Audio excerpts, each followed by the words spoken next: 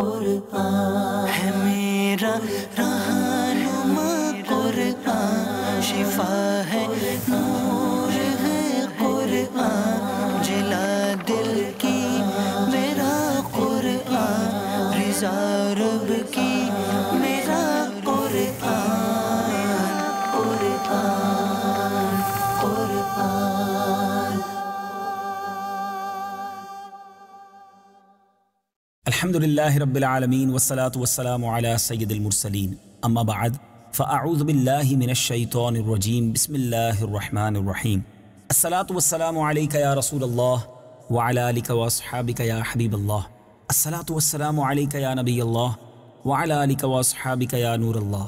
میٹھے میٹھے اسلامی بھائیوں اور مدنی چینل کے ناظرین، مدنی چینل کا سلسلہ ایک قصہ ہے قرآن سے۔ قرآن ہے میرا رہنما، قرآن شفا ہے، نور ہے قرآن، جلا دل کی میرا قرآن، رضا رب کی میرا قرآن، قرآن قرآن۔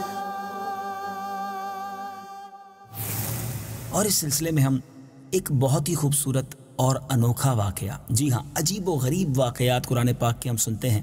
آج قرآن پاک سے ایک ایسا واقعہ سننا ہے کہ جس میں 12,000 لوگ بندر بن گئے۔ جی ہاں ہماری اسی دنیا میں ایسا واقعہ پیش آیا، اور یہ تفصیل قرآن مجید فرقان حمید میں موجود ہے۔ ایسا کب ہوا، کیوں ہوا اور کن کے ساتھ ہوا، آئیے سنتے ہیں۔ روایت ہے کہ حضرت داؤد علیہ السلام کی قوم کے 70,000 آدمی عقبہ کے پاس سمندر کے کنارے ایلا نامی گاؤں میں رہتے تھے، اور یہ لوگ بڑی فراخی اور خوشحالی کی زندگی گزار رہے تھے۔ بیسیکلی اس میں زیادہ لوگ جو تھے وہ مچھیرے تھے۔ اب اللہ تعالیٰ نے ان لوگوں کا اس طرح امتحان لیا کہ سنیچر کے دن مچھلی کا شکار ان لوگوں پر حرام فرما دیا، اور ہفتے کے باقی دنوں میں شکار جو ہے وہ حلال فرمایا۔ مگر اس طرح ان لوگوں کو آزمائش میں مبتلا فرمایا کہ سنیچر کے دن اور دنوں کے مقابلے میں مچھلیاں زیادہ آتی تھیں، دوسرے دنوں میں نہیں آتی تھیں۔ تو اب شیطان نے ان کو یہ ہیلا سجھایا کہ اس طرح کرو کہ چھوٹی چھوٹی نالیاں دریا سے نکال کر چھوٹے چھوٹے حوض بنا لو۔ اب جس کو آپ سمجھتے ہیں کہ اگر نالیوں کے ذریعے حوض میں پانی آ جائے پھر اس میں مچھلیاں بھی آ جائیں گی، پھر ان حوض کو، ان نالیوں کو بند کر دینا اور اتوار والے دن شکار کر لینا۔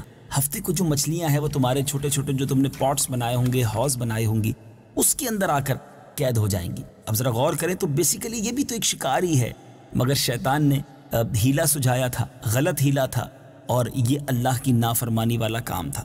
بہرحال لوگوں نے یہی کیا کہ وہ شیطان کے بتائے ہوئے اس مشورے میں آ گئے۔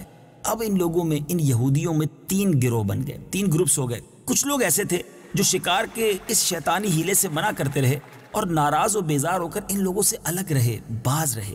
دوسرے نمبر پر وہ لوگ تھے جو دل سے برا جان کر خاموش رہے، مگر دوسرے کو منع نہ کرتے تھے، بلکہ منع کرنے والوں سے یہ کہتے تھے تم لوگ ایسی قوم کو نصیحت کیوں کرتے ہو کہ جنہیں اللہ تعالیٰ ہلاک کرنے والا یا سخت سزا دینے والا ہے۔ تیسرے قسم کے لوگ وہ تھے جو سرکش تھے، نافرمان تھے، جنہوں نے حکم خدابندی کی اعلانیہ مخالفت کی۔ سنیچر کے دن شکار کرنا منع تھا، مگر پھر بھی ہیلے بہانوں سے انہوں نے گویا شکار کرنا شروع کر دیا۔ اب یہ 3 قسم کے گروہ اس قوم کے اندر بن گئے۔ اب جب نافرمانوں نے منع کرنے کے باوجود شکار کر لیا تو منع کرنے والی جماعت نے کیا کیا؟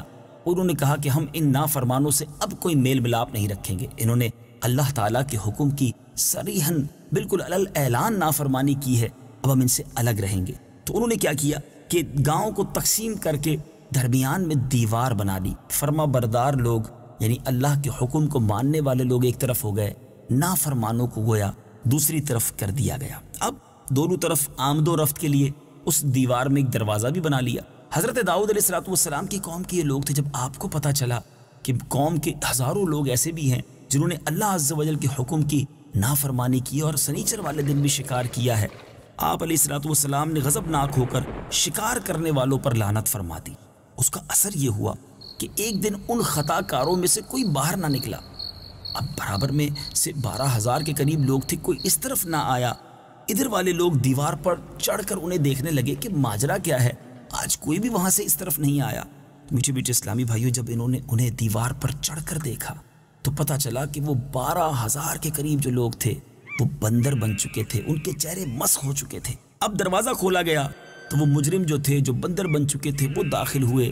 اب اس کے بعد کوئی لباس کو سونگھتا تھا، اپنے رشتہ دار کے قریب بھی آتا تھا۔ لیکن ذرا سوچئے نا، اگر کسی کی شکل ہی بدل گئی ہے تو اپنے رشتہ دار کو کوئی کیسے پہچانے گا؟ ہاں وہ بندر پہچانتے تھے اس طرف والوں کو، اور ان کے لباس کو سونگھ کر روتے رہتے، لیکن انہیں نہیں پتہ چلتا تھا کہ یہ کون شخص ہے، میرے خاندان کا کون سا فرد ہے۔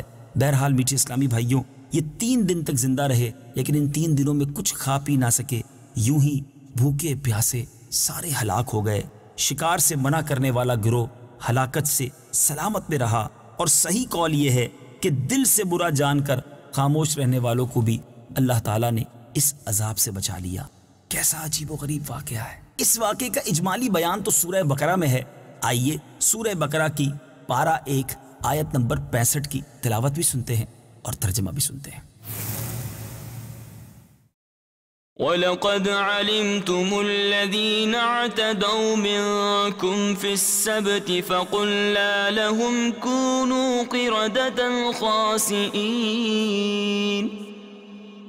ترجمہ: اور یقیناً تمہیں معلوم ہیں وہ لوگ جنہوں نے تم میں سے ہفتے کے دن میں سرکشی کی، تو ہم نے ان سے کہا کہ دھتکارے ہوئے بندر بن جاؤ۔ اور یہ واقعہ تفصیل سے سورہ اعراف میں ہے، چنانچہ پارہ 9 سورہ اعراف آیت نمبر 163 تا 166 کی تلاوت بھی سنیے اور اس کا ترجمہ بھی سنیے۔ وَاسْأَلْهُمْ عَنِ الْقَرْيَةِ الَّتِي كَانَتْ حَاضِرَةَ الْبَحْرِ إِذْ يَعْدُونَ فِي السَّبْتِ إِذْ تَأْتِيهِمْ حِيتَانُهُمْ يَوْمَ سَبْتِهِمْ شُرَّعًا وَيَوْمَ لَا يَسْبِتُونَ لَا تَأْتِيهِمْ كَذَلِكَ نَبْلُوهُمْ بِمَا كَانُوا يَفْسُقُونَ۔ ترجمہ: اور ان سے اس بستی کا حال پوچھو جو دریا کے کنارے پر تھی، جب وہ ہفتے کے بارے میں حد سے بڑھنے لگے، جب ہفتے کے دن تو مچھلیاں پانی پر تیرتی ہوئیں ان کے سامنے آتی، اور جس دن ہفتہ نہ ہوتا اس دن مچھلیاں نہ آتی۔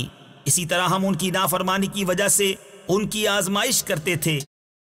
وَإِذْ قَالَتْ أُمَّةٌ مِّنْهُمْ لِمَ تَعِظُونَ قَوْمًا اللَّهُ مُهْلِكُهُمْ أَوْ مُعَذِّبُهُمْ عَذَابًا شَدِيدًا قَالُوا مَعْذِرَةً إِلَىٰ رَبِّكُمْ وَلَعَلَّهُمْ يَتَّقُونَ۔ ترجمہ: اور جب ان میں سے ایک گروہ نے کہا تم ان لوگوں کو کیوں نصیحت کرتے ہو جنہیں اللہ ہلاک کرنے والا ہے یا انہیں سخت عذاب دینے والا ہے، انہوں نے کہا تمہارے رب کے حضور عذر پیش کرنے کے لیے اور شاید یہ ڈریں۔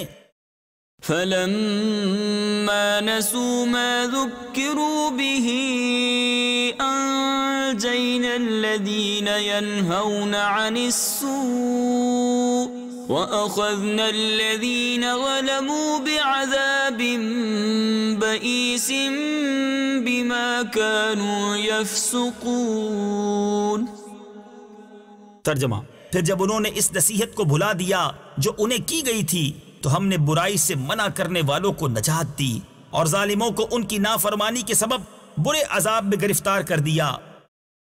فَلَمَّا عَتَوْا عَمَّا نُهُوا عَنْهُ قُلْنَا لَهُمْ كُونُوا قِرَدَةً خَاسِئِينَ۔